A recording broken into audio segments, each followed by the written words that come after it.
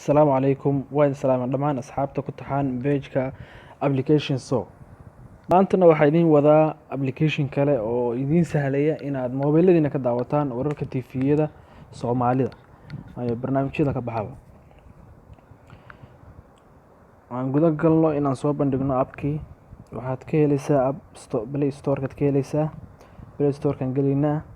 waxaad ku qoraysaa TV Somali TV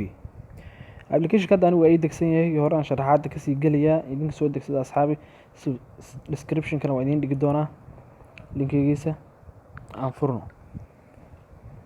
application waa kan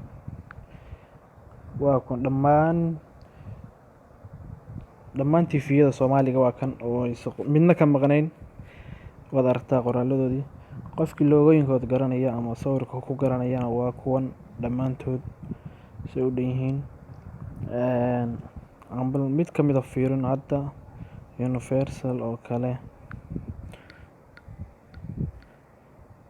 Universal baan furnay inshallah soo kacaya saabay ka raalaahada rooba noo daayo khadka xogaaya naga yar culus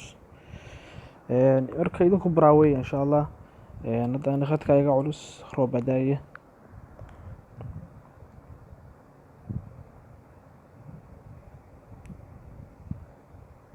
hadda SNTV noo shaqeeyay inuu soo kacaan filayaa asxaabi si live baad daawanaysaa warka markaa ka socda si live ah baad uga daawanaysaa TV-ga wuxuu ka anfacayaa inaad wararkii aad ka daawan jirtay dhalada oo waqtiga dheer qolka fadhin jirtay hadda waxaad ku daawanaysaa sariirtaada ama qolkaaga jiifka mobilkaaga aad ka daawanaysaa saabaan khadka maanta iga xun laga raalaahado soo baraawaya linkigana waa idin dhigayaa magaciisuna waa Somali TV ama santihiin subscribe noo saara channelka like ku qabta asxaabta siina share gariya asxaabtiina si ay ula wadaagtaan waa mahadsantiin